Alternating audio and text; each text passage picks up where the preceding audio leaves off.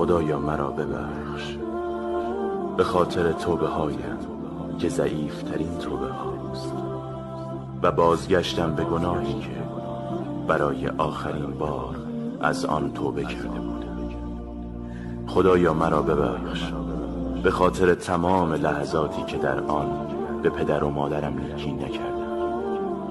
خدایا مرا ببخش به خاطر تمام لحظاتی که نافرمانیت کردم و از هوا و هوسم پیروی کردم. خدایا مرا ببخش که در زندگی دنیا غرق شدم و فراموش کردم از بین رفتنی است. به راستی که تو از خودمان به ما مهربان تری. تو را از قلبم صدا می زنم.